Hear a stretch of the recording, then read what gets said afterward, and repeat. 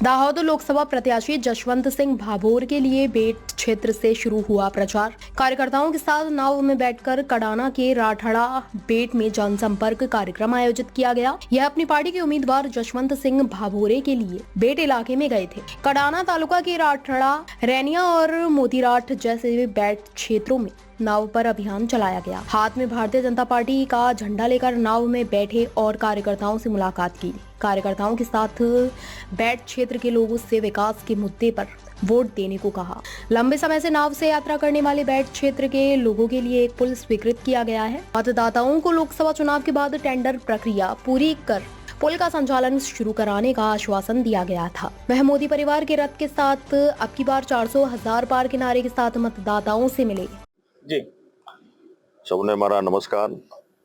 આજે પૂરા દેશમાં લોકસભાની ચૂંટણી ચાલી રહી છે, એના ભાગરૂપે મારા મહીસાગર જિલ્લાને મારી સંતરામપુર વિધાનસભાના ચૂંટણી પ્રચાર અર્થે અમારી ટીમ, અમારા શક્તિ કેન્દ્રના પ્રમુખ, અમારા હોદ્દેદારો બધા સાથે મળીને આજે રાઠડા બેટ મુકામે અમે ચૂંટણી પ્રચાર અર્થે અને ગ્રામ્યજનોની શુભેચ્છા મુલાકાતે આવ્યા હતા।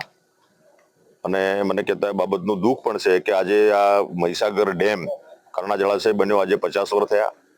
50 વર્ષના સમયગાળા દરમિયાન અમારું જે રાઠડા બેટ છે તેમાં 3 ફળિયા છે, 1 થી 8 ધોરણની સ્કૂલ પણ અમે આપેલી છે, આંગણવાડી છે, લાઇટ પણ અમે 2011માં લોકોને પૂરું પાડ્યું। પણ જે અમારા પુરોગામી જે કઈ લોકો ગયા એમને કોઈ આ બેટનો વિકાસ થાય અને એમને પુલ બને અથવા પુલ મળે એના માટે કોઈ વ્યવસ્થા નહોતી કરી। પણ 2017માં મને મારી જનતાએ આશીર્વાદ આપ્યા અને એ સમયે મેં પુલ મંજૂર કરાવ્યો હતો। પણ પુલ મંજૂર કરાવ્યા પછી એ જૂના રેટ પ્રમાણે હતો, એ જૂના રેટ SOR સુધારીને ફરીથી એ ટેન્ડર રિવાઇઝ થયું છે।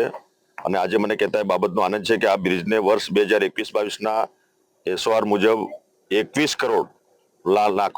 કરોડના અંદાજો બનાવ્યા હતા।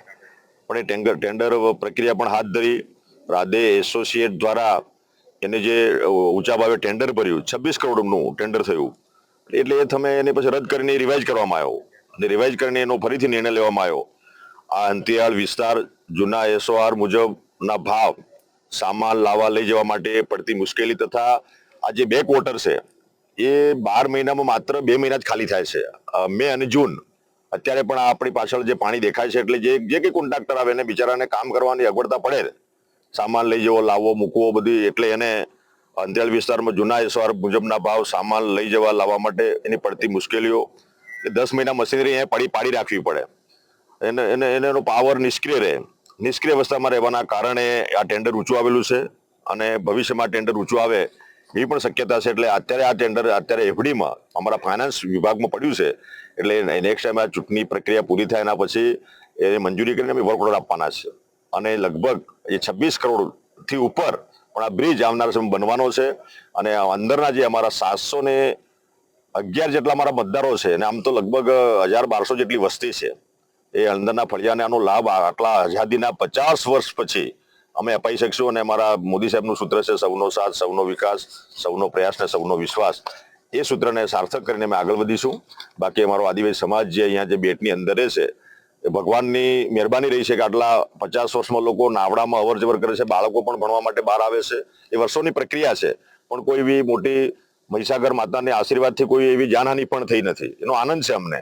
પણ હવે આટલા વર્ષો પછી લોકોને આ હોળીમાંથી અને નાવડામાંથી અમારે મુક્તિ અપાવવાનું કામ ભારતીય જનતા પાર્ટીની સરકાર અને સવિશેષ અમારા ભૂપેન્દ્રભાઈ પટેલ સાહેબ અને મારા પ્રતિનિધિ બન્યા પછી આ બજેટ મળ્યું છે। એટલે ગ્રામ્યજનો, આ વિસ્તારના લોકો બહુ ખુશ છે અને આવનારા સમયમાં અવર જવર થાય અને આ રાઠડા બેટને આવનારા સમયમાં પ્રવાસનમાં આપણે મૂકીએ, પ્રવાસન ધામ તરીકે એને વિકસાવીએ તો બહારના લોકો પણ અહીંયા આવશે। અહીંયા પ્રવાસન માટે એટલું પોટેન્શિયલ છે, પાણી છે, આયર્લેન્ડ છે 7 જેટલા, મહીસાગરનો આ બેક વોટર એરિયા છે આખો, ને સામે રાજસ્થાન છે, રાજસ્થાનની બોર્ડર છે, એટલે પ્રવાસનમાં પણ આ સ્થળને વિકસાવવાનો આવનારા સમયમાં મારો પ્રયાસ રહેશે।